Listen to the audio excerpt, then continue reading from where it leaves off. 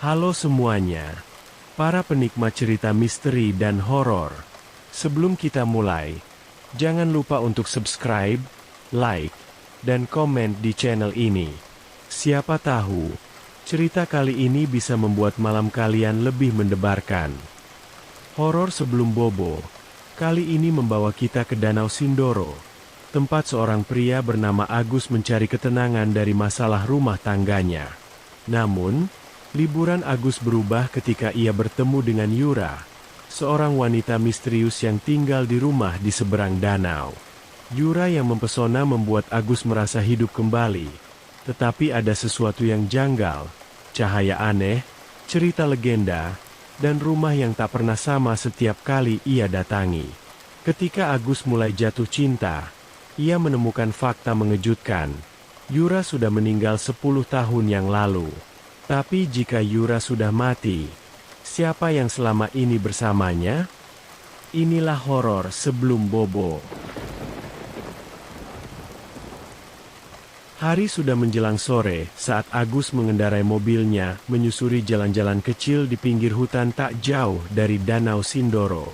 Agus sengaja memilih tempat yang terpencil, jauh dari keramaian, untuk menenangkan diri.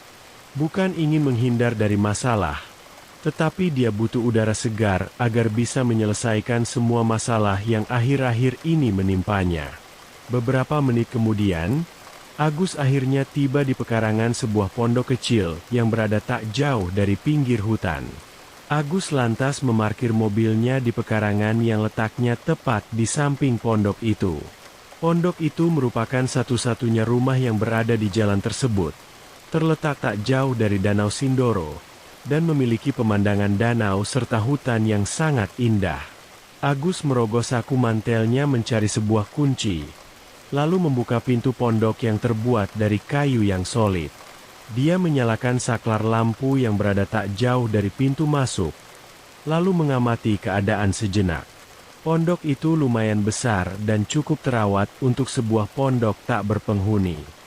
Pemiliknya sengaja menyewakan pondok itu untuk orang-orang yang ingin berlibur atau mengasingkan diri dari hiruk-pikuk kota besar. Suasana di luar pondok pun sangat asri, dengan pemandangan indah Danau Sindoro yang airnya tampak begitu jernih.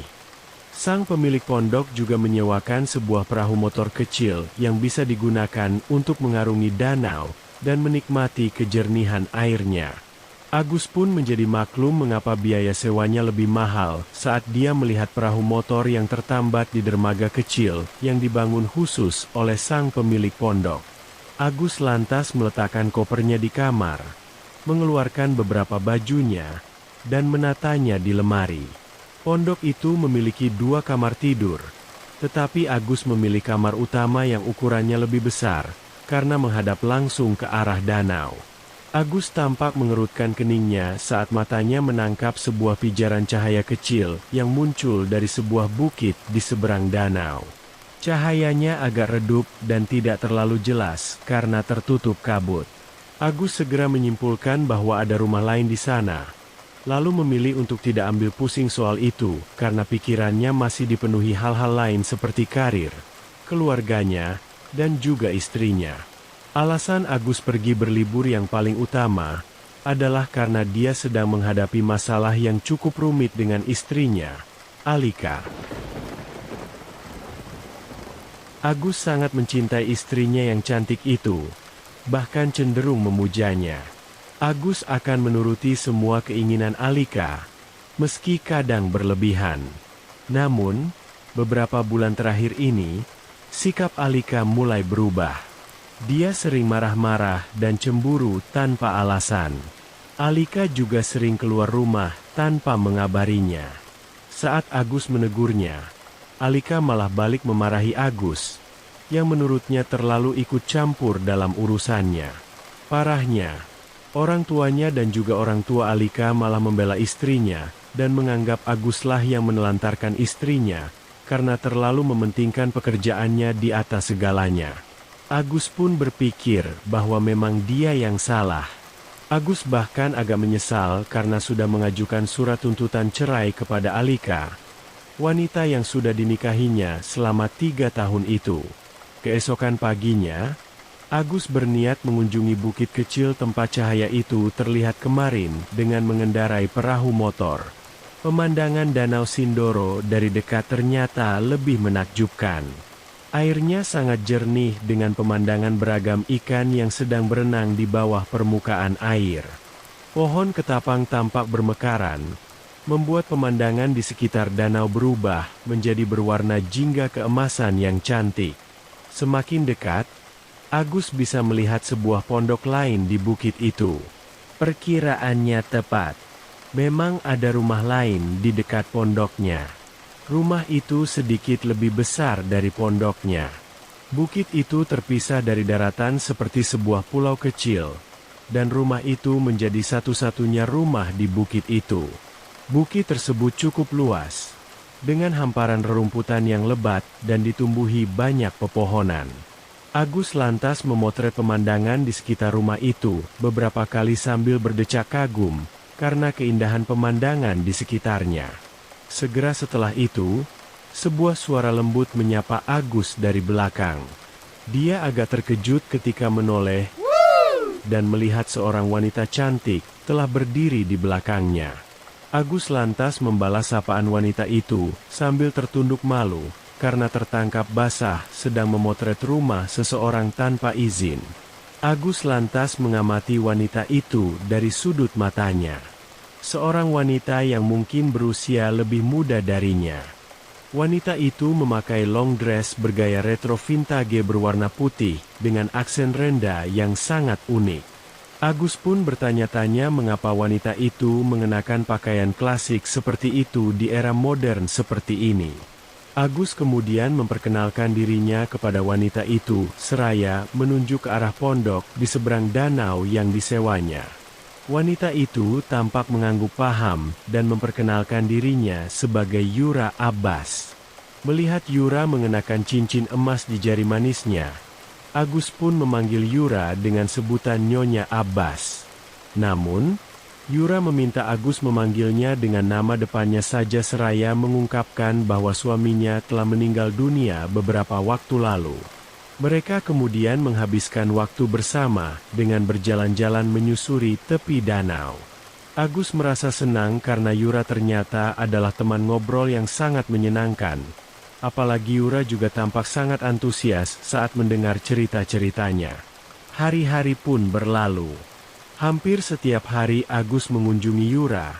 Kadang di pagi hari atau setelah tengah hari. Biasanya mereka berjalan-jalan di sekitar bukit, memancing di danau, atau mengobrol seharian di teras rumah. Mereka selalu punya bahan obrolan yang menyenangkan. Yura sering menceritakan tentang Danau Sindoro, tentang legenda di tempat itu, kebiasaan masyarakat di sekitarnya, dan banyak hal lainnya. Suatu hari, saat mereka tengah mengobrol di teras belakang rumah, Yura tiba-tiba merasa sedih dan menitikan air mata karena kembali teringat suaminya. Tanpa sadar, Agus mengalungkan lengannya ke bahu wanita itu dan mengarahkan kepala Yura ke dadanya. Tak terduga, Yura tidak menolak perhatian itu dan malah menyandarkan kepalanya di dada Agus. Agak lama mereka berdiam dalam posisi seperti itu, hingga akhirnya Yura melepaskan diri dari Agus. Pada momen tersebut, Agus lantas meminta maaf kepada Yura karena telah bersikap lancang dengan memeluknya. Agus terlihat menyesal dengan sikapnya tadi dan berpikir bahwa dia tidak seharusnya memeluk seorang wanita asing, padahal dirinya masih berstatus sebagai suami dari Alika. Mereka terdiam beberapa saat, tenggelam dengan pikiran masing-masing. Namun, Agus tiba-tiba membelai pipi Yura, membuat wanita itu menoleh ke arahnya. Agus menatap Yura lekat-lekat, lalu mencium bibirnya dengan lembut. Pada waktu yang bersamaan, Yura mendorong pelan Agus saat pria itu menciumnya, membuat Agus merasa semakin bersalah karena telah melakukan hal konyol tanpa izin. Namun, di luar dugaan, Yura kemudian membalas ciuman Agus tanpa ragu. Keduanya berciuman dengan lembut dan hangat tanpa merasa kikuk sedikit pun. Ciuman mereka semakin dalam saat mereka melewati ruang-ruang di rumah itu, hingga tiba di kamar tidur. Ketika mereka berhenti sejenak untuk menangkap napas, Agus menatap Yura secara intens, memperlihatkan niatnya secara terang-terangan. Menyadari percikan hasrat di mata Agus, Yura lantas mengangguk, menandakan bahwa dia juga merasakan percikan hasrat yang sama. Beberapa saat kemudian, keduanya terbangun saat hari sudah malam. Yura tampak menyandarkan kepalanya di dada Agus saat keduanya berbaring di tempat tidur sambil berpelukan. Pakaian mereka bertebaran di sekitar tempat tidur. Hanya selimut tebal berwarna putih dengan motif dedaunan yang membalut tubuh mereka. Agus sekali lagi meminta maaf kepada Yura, merasa bersalah karena telah menyentuh wanita itu, padahal ia adalah pria yang sudah menikah, meski sedang dalam proses bercerai. Namun, tetap saja menurutnya hal itu tidak pantas. Dia telah mengkhianati Alika dengan meniduri wanita lain, dan perbuatannya itu tak bisa dimaafkan. Agus kemudian mengungkapkan bahwa dia sudah menikah. Namun, Yura tampaknya tidak merasa keberatan dengan hal itu. Yura bahkan meminta Agus untuk tetap tinggal di sisinya hingga besok pagi, karena dia masih ingin menghabiskan waktu bersama Agus. Dengan senang hati, Agus pun mengiyakan permintaan Yura seraya mengecup kening wanita itu. Agus kemudian mengundang Yura untuk makan siang bersama di sebuah restoran lokal di kota esok hari, dan tanpa pikir panjang, Yura pun menerima undangan tersebut. Keesokan harinya, Agus kembali memikirkan Yura. Dia benar-benar jatuh cinta pada wanita itu. Senyum manisnya, tutur katanya yang lembut dan sopan, tatapannya yang menyejukkan, dan kecantikannya yang alami.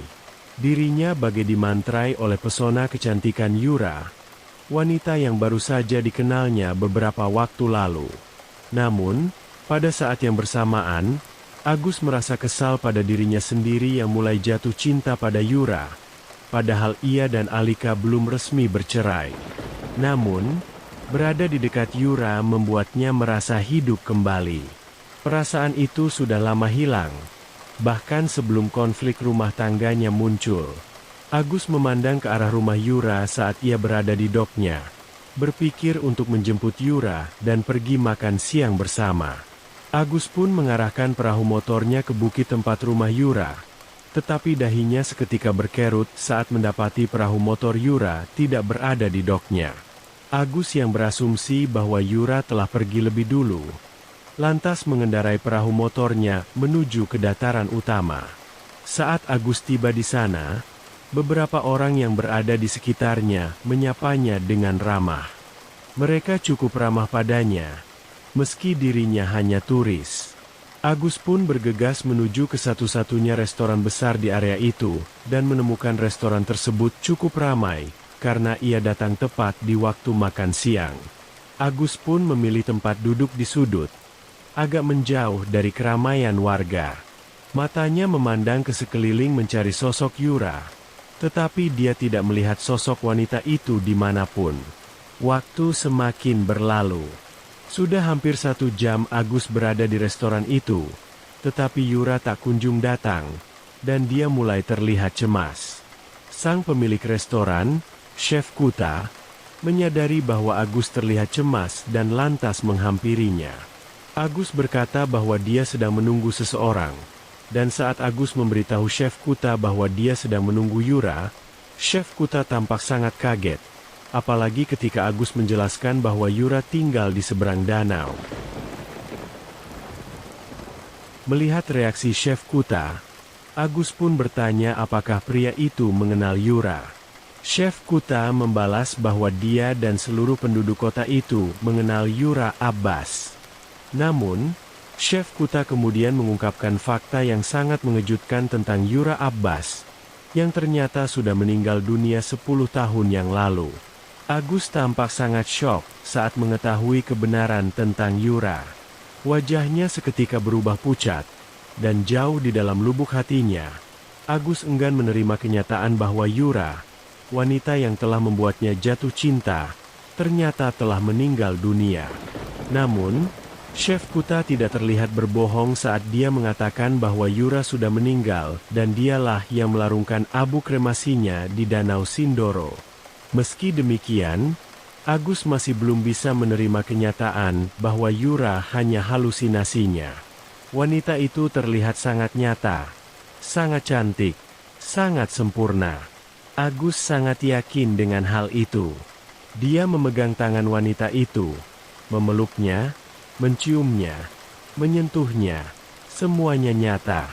Agus sangat yakin dengan seluruh akal sehatnya bahwa Yura itu nyata. Sementara itu, istri Chef Kuta, Bulina, yang tampak bersimpati pada Agus, berusaha bersikap realistis dan menanyakan tentang penampilan fisik Yura, karena mungkin saja ada seseorang yang mengaku bernama Yura Abbas untuk menipunya. Agus pun menuturkan ciri-ciri fisik Yura, sambil masih berusaha mengatasi perasaan syoknya. Mendengar itu, Bulina seketika menjadi sangat terkejut, karena wanita itu memiliki ciri-ciri fisik yang sama persis dengan Yura Abbas, yang telah meninggal 10 tahun yang lalu. Agus, yang masih bersikeras menganggap bahwa Yura Abbas adalah sosok yang nyata dan bukan imajinasinya, lantas berinisiatif mengajak Chef Kuta untuk membuktikan keberadaan Yura dengan pergi ke rumahnya yang berlokasi di seberang danau. Keduanya pun bergegas mengendarai perahu motor milik Agus menuju rumah Yura.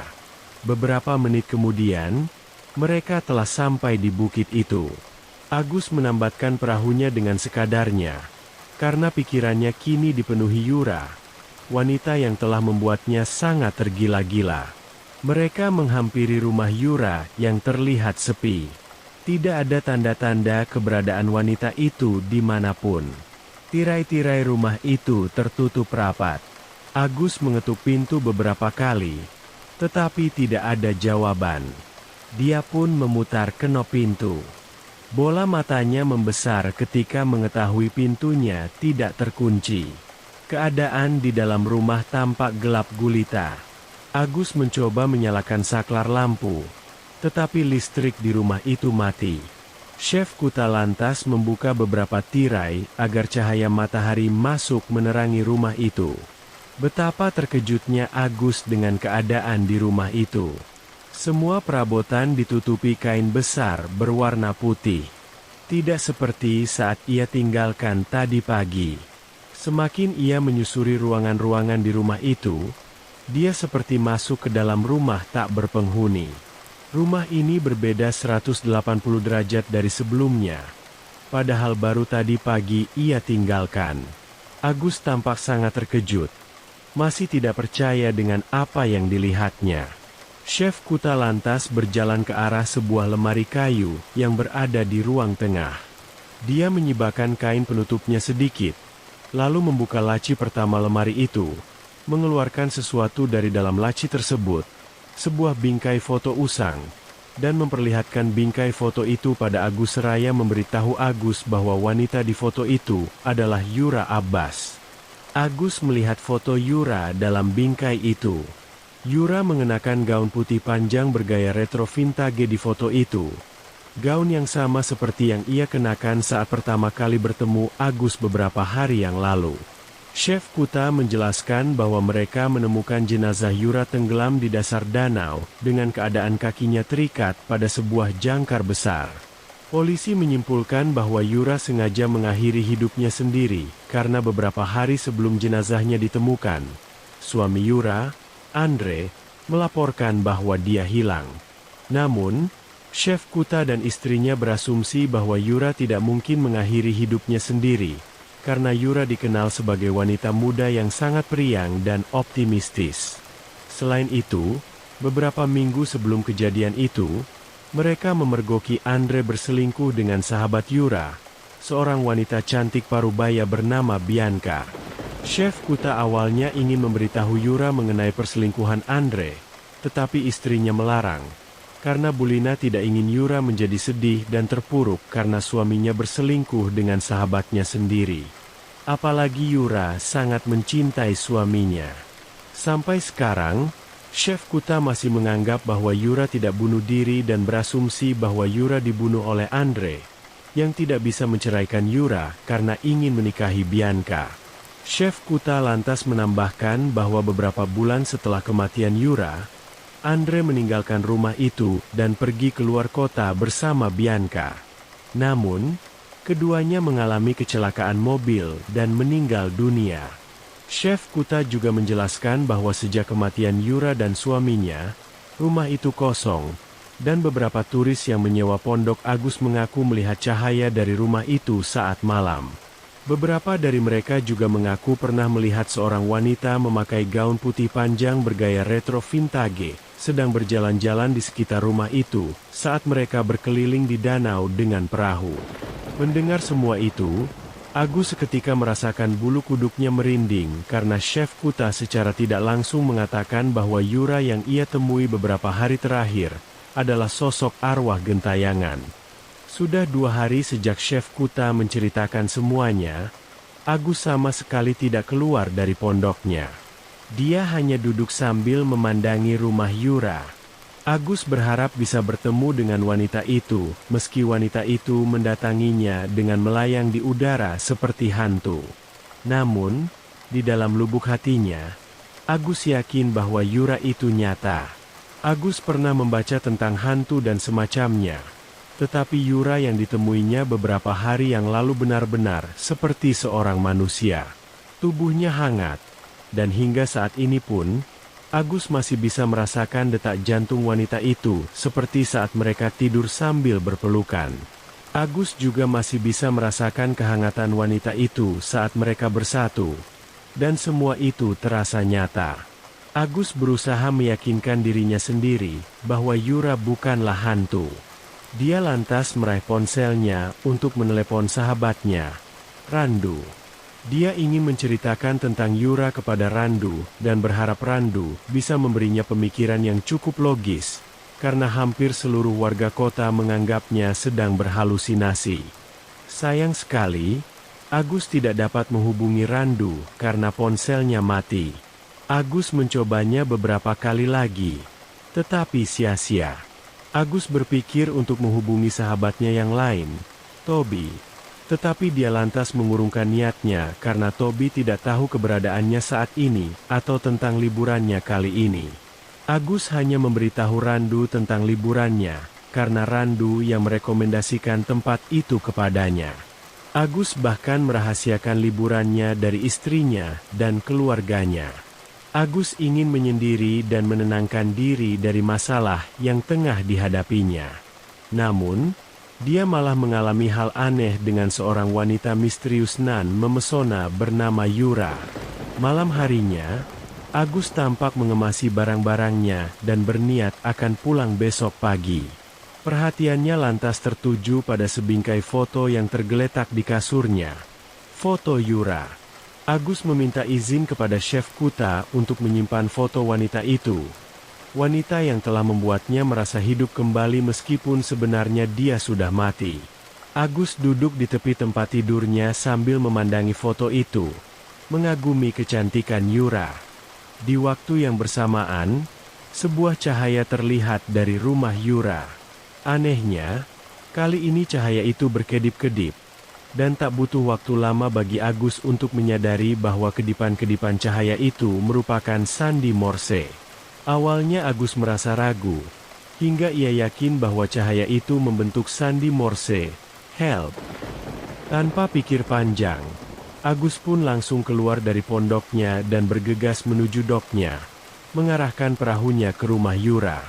Seperti tertarik oleh kekuatan magis, Agus tidak peduli dengan kegelapan dan keheningan di bukit itu. Dia tetap menuju rumah Yura yang kini terang benderang. Pikirannya dipenuhi oleh beragam spekulasi tentang Yura yang mungkin sedang ketakutan dan membutuhkan pertolongan.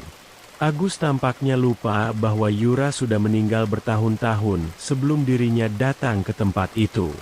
Setibanya di depan rumah, Agus lantas memutar kenop pintu dan menemukan bahwa rumah itu tidak terkunci. Beberapa lampu menyala, padahal tadi siang dia tidak bisa menyalakannya satupun. Keadaan rumah tampak sepi. Tidak ada tanda-tanda keberadaan Yura di rumah itu.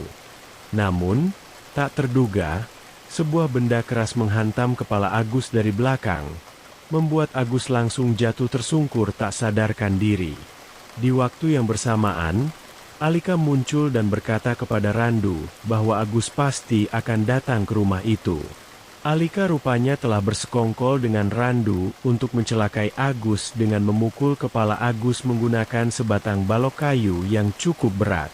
Alika kemudian mematikan semua lampu. Sementara Randu menyeret tubuh Agus keluar rumah menuju dok dan meletakkan tubuhnya ke perahu motor milik Yura. Randu lantas mengikat tangan Agus dan mengaitkan kakinya dengan tali yang sangat kuat pada sebuah jangkar besar. Sedangkan Alika menyalakan perahu motor dan mengendarainya memutar ke arah belakang bukit dan rumah itu. Tanpa sepengetahuan mereka, Agus ternyata sudah sadarkan diri sejak tadi. Dia membuka matanya perlahan. Kepalanya masih sakit akibat hantaman tadi. Namun, dia bisa melihat dengan jelas bahwa sahabatnya dan istrinya kini sedang berada di depannya, berusaha membunuhnya. Agus berusaha bangkit meskipun kepalanya sakit. Tetapi, ia tidak berdaya karena tangan dan kakinya terikat kuat. Randu dan Alika tersentak kaget melihat Agus yang telah siuman. Randu pun buru-buru melemparkan jangkar ke danau. Hingga jangkar itu meluncur dengan cepat ke dasar danau dan menarik tubuh Agus ke dalam air. Perahu agak miring ketika tubuh Agus mulai tercebur ke dalam air. Agus panik. Ia berusaha berpegangan pada pinggiran perahu hingga perahu itu kehilangan keseimbangan. Tetapi Alika buru-buru melepaskan pegangan tangan Agus. Agus bertanya kepada Alika, mengapa dia tega melakukan hal itu kepadanya. Air mata tampak menitik dari ujung matanya. Karena Agus sama sekali tak menyangka bahwa istrinya telah berkomplot dengan sahabatnya untuk menghabisi nyawanya. Namun, Alika malah mendorong tubuh Agus dengan kuat hingga pegangan Agus terlepas, dan tubuhnya masuk ke dalam air. Jangkar itu lantas menarik tubuhnya dengan cepat kemudian berhenti setelah mencapai dasar danau.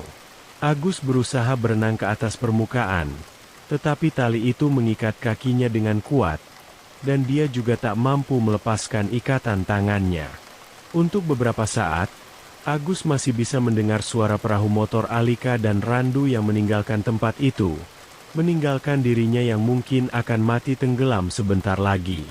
Di waktu yang bersamaan, Agus dapat menyadari bahwa tenaganya makin melemah dan dia mulai kehabisan napas. Agus pun menghentikan usahanya untuk melepaskan diri, dan malah teringat kembali pada Yura. Agus tidak menyangka bahwa dia akan mengalami nasib seperti Yura yang dikhianati oleh pasangan hidupnya dan juga sahabatnya sendiri. Agus pun akhirnya memejamkan matanya, memilih untuk pasrah karena dia sudah benar-benar kehabisan napas. "Aku akan mati. Aku akan mati, Yura," jeritnya dalam hati. Pada momen tersebut, Agus tiba-tiba merasakan sebuah gerakan di dekatnya, dan saat dia membuka matanya, dia melihat sosok Yura yang kini berada di hadapannya. Rambutnya yang panjang terurai dengan indah, dan pantulan cahaya bulan di permukaan danau sedikit memberi penerangan di dalam air. Wanita itu tersenyum, kemudian mencium bibir Agus, berusaha membantunya untuk bernapas. Setelah itu, Yura bergerak ke arah kaki Agus yang terikat pada jangkar, lalu memotong talinya. Meski sudah mendapatkan bantuan dari Yura, kondisi Agus terlalu lemah karena dia sudah berada di dalam air cukup lama, hingga Agus pun akhirnya tak sadarkan diri. Yura lantas berenang ke atas permukaan danau, sambil memegangi tubuh lelaki ini. Yura terus berenang hingga ke tepi danau, tak jauh dari rumahnya. Dia kemudian menyeret tubuh Agus menjauhi permukaan danau dan kembali memberikan bantuan pernapasan pada Agus. Karena detak jantung pria itu semakin lemah dan Agus tak kunjung siuman. Untungnya, Agus akhirnya sadar. Dia batuk perlahan, berusaha mengeluarkan air dari tenggorokannya. Agus mulai membuka matanya dan tersenyum saat melihat sosok Yura berada di sisinya saat ini. Yura tampak sangat lega, lalu memeluk Agus dengan erat. Di waktu yang bersamaan, Agus akhirnya menyadari bahwa Yura benar-benar nyata, karena wanita anggun ini telah menyelamatkan nyawanya. Namun, yang mengejutkan, Yura tidak mengenakan gaun bergaya retro vintage seperti yang selalu ia kenakan, melainkan mengenakan full body swimsuit dan membiarkan rambutnya terurai hingga pinggang. Yura lantas berbisik di telinga Agus, mengatakan bahwa dia akan baik-baik saja seraya memukul tengkuk kepala Agus, membuat pria itu tak sadarkan diri. Beberapa hari kemudian, Agus membuka matanya perlahan-lahan, lalu memandang ke sekeliling. Butuh beberapa menit baginya, hingga dia benar-benar merasa yakin bahwa dia sudah berada di pondoknya. Sinar matahari pagi yang masuk melalui jendela sedikit menyilaukan matanya, sehingga dia lantas menarik selimutnya untuk melindungi matanya dari silaunya sinar matahari. Tak berapa lama, Bulina masuk ke dalam kamar sambil membawakan sarapan, kemudian meletakkannya di atas meja kecil di sebelah tempat tidur Agus. Aroma kopi dan roti bakar coklat membuat selera makan Agus seketika muncul. Dia memang merasa lapar, karena semalam dia sama sekali tidak sempat makan malam. Bulina membantu Agus untuk duduk dan menanyakan kondisinya. Agus membalas bahwa dia merasa lebih baik, lalu bertanya-tanya mengapa dia bisa berada di pondoknya, padahal semalam dia hampir mati tenggelam. Agus ingat bahwa semalam dia datang ke rumah Yura, karena cahaya lampu yang menarik perhatiannya. Setibanya di sana, secara mengejutkan, Randu menyerangnya, dan Alika juga berada di sana. Mereka rupanya berencana membunuhnya dengan cara mengikatkan dirinya pada sebuah jangkar dan menenggelamkannya.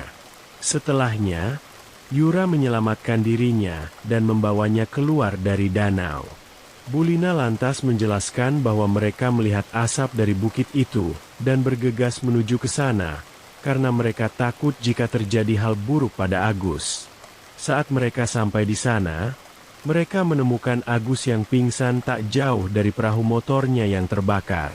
Agus kemudian menanyakan tentang Yura, tetapi Bulina menegaskan bahwa tidak ada siapapun di tempat itu selain Agus yang tak sadarkan diri. Agus tahu bahwa Bulina pasti akan berkata seperti itu. Agus pun memilih diam, tak ingin bersikeras dengan apa yang telah dilihatnya tadi malam. Yura benar-benar nyata, dan wanita itu telah menolongnya, tetapi tidak akan ada yang percaya padanya. Agus pun hanya menyimpan kenyataan itu untuk dirinya sendiri. Bulina menyuruh Agus untuk menikmati sarapannya, lalu meninggalkan Agus sendirian. Agus memandang ke arah bukit tempat rumah Yura dari jendela kamarnya. Bukit itu tampak biasa saja seperti saat ia baru pertama kali datang. Namun, bagi Agus, bukit itu menyimpan kenangan yang menyenangkan sekaligus menyakitkan. Di sana, ia bertemu dengan Yura dan jatuh cinta pada wanita cantik itu. Namun, di tempat itu pula, istrinya dan sahabatnya mencoba membunuhnya, entah karena alasan apa.